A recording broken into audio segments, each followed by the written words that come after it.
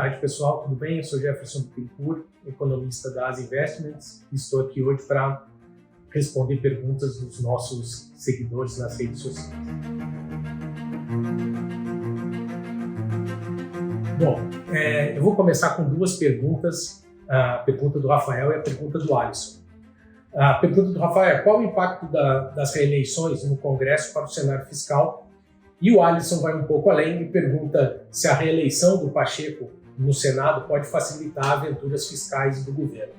Bom, a minha visão é que a reeleição dos candidatos do governo à presidência das casas, ela mostra um alinhamento de dois poderes, né? Ela mostra um potencial alinhamento entre o executivo e o legislativo, mas isso não quer dizer que o governo, a partir disso, vai ter uma vida fácil na aprovação das suas propostas. É diferente a presidência da República estar alinhado com as presidências das casas e o governo conseguir angariar a maioria para aprovar os seus projetos. O que eu vejo a partir dessa eleição na presidência da Câmara e do Senado é, por exemplo, a baixa probabilidade de o governo enviar um projeto para o Congresso Nacional e esse projeto ficar parado na Câmara ou ficar parado no Senado. O que eu vejo é, muito provavelmente, o Executivo e o Legislativo alinhando a entrada dos projetos em tramitação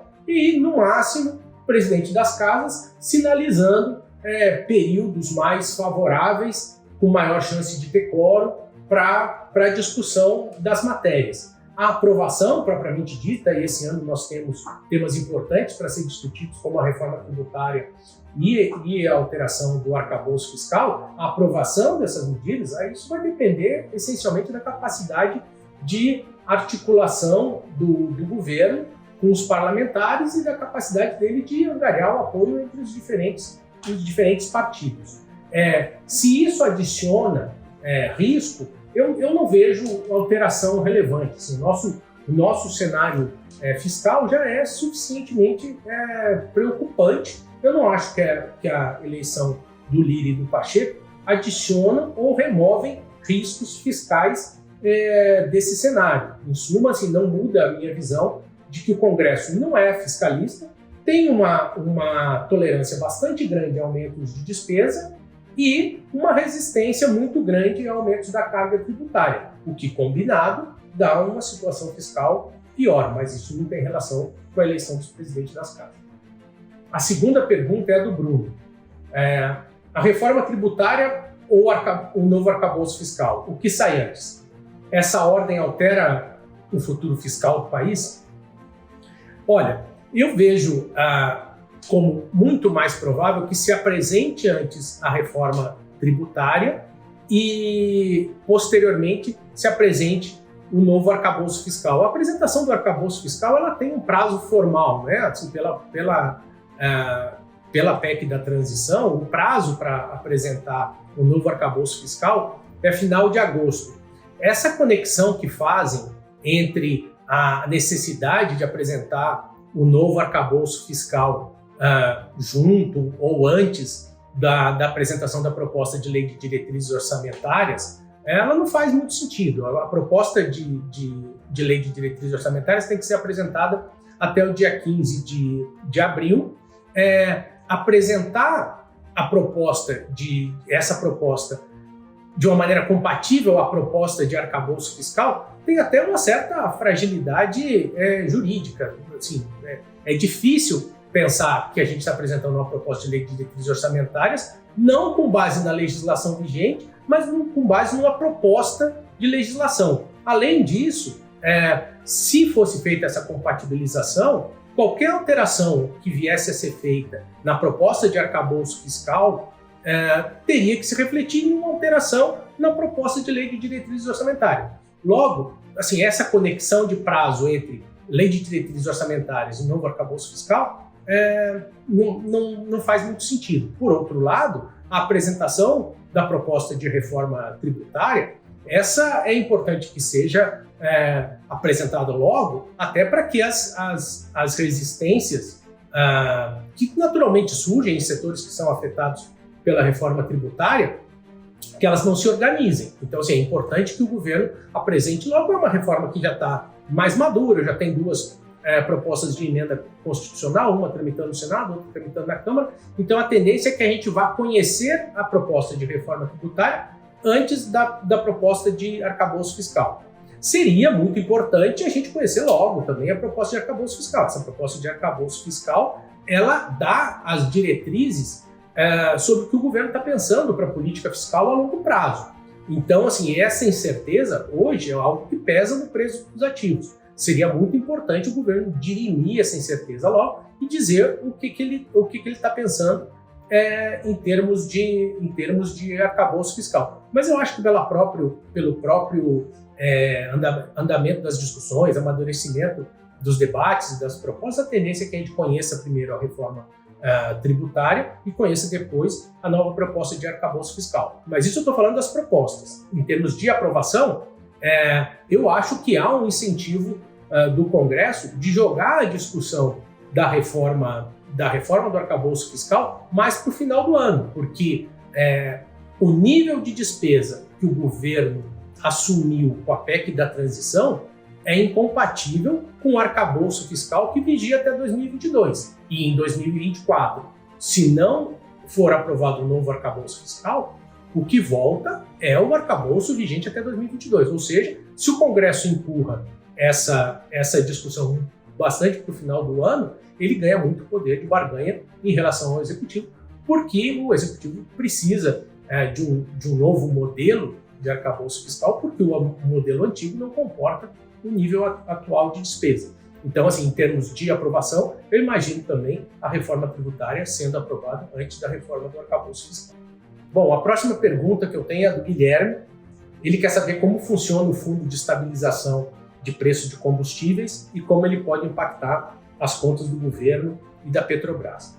Bom, em relação a esse fundo, o que a gente tem é um projeto no Congresso que deve servir de base para essa discussão.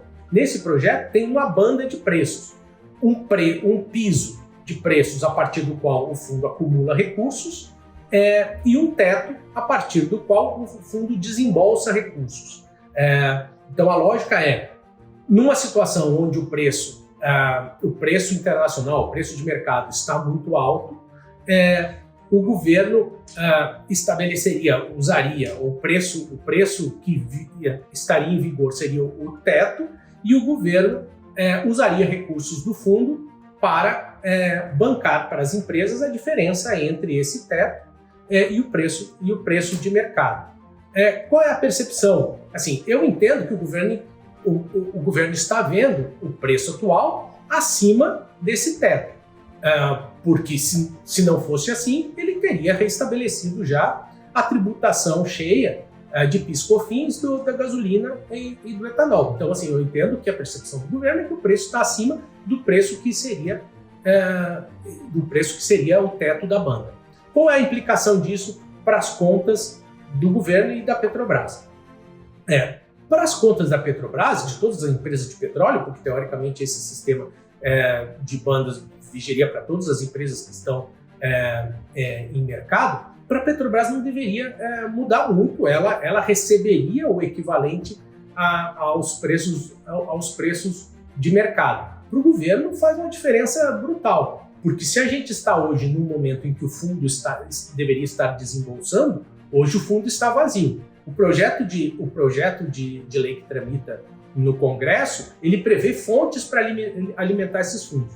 E a maior parte dessas fontes que estão previstas no projeto são de despesas que hoje estão vinculadas a determinadas receitas. Ou seja, um melhor exemplo são as receitas de royalties e participação especial, que é uma das receitas que estão previstas para alimentar esse fundo. Essas receitas hoje são vinculadas ao Fundo Social, cujas despesas são essencialmente saúde e educação. O que eu estou querendo dizer? Se implementa o fundo hoje e o fundo precisa estar desembolsando, o governo precisa fazer um aporte para o fundo. E ao fazer esse aporte para o fundo, ele vai deixar descoberta outras despesas que já estão orçadas. Ou seja, tem um custo fiscal grande, esse desenho de fundo de estabilização, e esse custo fiscal aumenta exponencialmente se a gente pensar numa equalização de preços ou numa estabilização de preços que pegue mais combustíveis, que pegue, além do diesel, pegue a gasolina, o etanol, o gás. Então, quanto mais abrangente o fundo, maior o custo fiscal. Isso sem falar de toda a parte questionável que a gente tem sobre a eficiência desse tipo de instrumento. A última pergunta é a pergunta do Ricardo sobre a atuação do BNDES, se com o governo Lula essa atuação do BNDES preocupa. Eu acho que a atuação do BNDES ela tem potencial, sim, de preocupar. E por duas vertentes. A primeira vertente é a da política monetária, principalmente sobre a potência da política monetária. Quando a gente está falando de crédito subsidiado, crédito direcionado, a gente está falando de um certo segmento do mercado de crédito que, de certa maneira, fica blindado, protegido, tratado de maneira diferente em relação aos efeitos da política monetária. Em outras palavras, o que eu estou querendo dizer, uma política monetária mais fraca, com uma potência menor, precisa de um aumento maior da taxa de juros para conseguir a mesma redução da inflação. Então, assim, se o BNDES planeja aumentar os seus desembolsos de 0,7% do PIB, que era o montante dos últimos anos, para algo como 2% do PIB, a gente está falando que vai ter um segmento do mercado que vai estar menos sensível à política monetária, mesmo que as taxas que sejam oferecidas para esse segmento sejam taxas que, de alguma maneira, estejam referenciadas em taxa de mercado. Ou seja, é uma poluição do mercado de crédito que diminui a potência da política monetária. O outro aspecto preocupante é o aspecto da política fiscal. Quando a gente pensa na atuação do BNDES, num momento como esse, em que a gente está no ápice do aperto da política monetária, com a sinalização de que a taxa referencial, a taxa Selic, não deve cair nos próximos meses, a gente imagina que a atuação do BNDES tem um risco de vir calcada em algum tipo de subsídio de crédito. E aí a gente tem duas maneiras desse crédito ser subsidiado. Um deles é o governo desembolsar dinheiro diretamente do orçamento, como despesa primária, pagando o BNDES para que ele cobre a taxa de juros menor daqueles que procurarem o banco para tomar empréstimo. Esse caminho tem um custo fiscal, o espaço fiscal do governo já é apertado, então tem a vantagem de ser mais transparente, mas tem consequências fiscais. Outro caminho seria o BNDES ter o seu funding barateado, ou seja, o seu principal funding custar menos, porque como o custo do dinheiro ficaria menor para o BNDES, ele poderia emprestar a um custo menor. Isso também não deixa de ser um subsídio, é o que nós costumamos chamar de um benefício implícito, porque não está explicitado no orçamento o benefício que há nessa operação de crédito. E como isso se dá? Essencialmente, com o FAT, que é o principal funding do BNDES, o Fundo de Amparo ao Trabalhador, sendo remunerado a uma taxa mais baixa que ele é remunerado hoje. Isso tem consequências fiscais também. A primeira é o Fundo de Amparo ao Trabalhador, ele é responsável por pagar abono e seguro-desemprego. Se o FAT tem ou não tem dinheiro, o governo não vai deixar de pagar o abono salarial e o seguro-desemprego. Consequentemente, se o FAT está sendo pior remunerado e precisa continuar honrando essas despesas, o governo vai ter que fazer uma despesa primária, tirar o dinheiro do orçamento para honrar esses benefícios. Por outro lado, o FAT recebendo uma rentabilidade menor do empréstimo que ele faz para o BNDES, isso diminui a taxa de juros que o governo recebe no ativo dele, que é o Fundo de Amparo ao Trabalhador. Ao ter uma taxa menor, uma taxa de juros menor no seu ativo, a taxa implícita da dívida líquida, ou seja, a taxa média dos ativos e passivos que compõem a dívida líquida, essa taxa de juros fica maior. Isso prejudica a dinâmica da dívida pública e exige um resultado primário maior para estabilizar essa dívida. Então, assim, a ampliação do uso do BNDES nesse cenário de taxa de juros mais elevado e essa sinalização de um desejo de alterar a taxa referencial do FAT, de um jeito ou de outro, tende a ter implicações fiscais que no cenário atual o nível de preocupação já está suficientemente alto e essas medidas adicionariam mais preocupações ao cenário fiscal. Bom, pessoal, essas foram as perguntas que nós recebemos. Foi um prazer estar aqui falando com vocês e até uma próxima edição desse nosso contato. Tchau, tchau.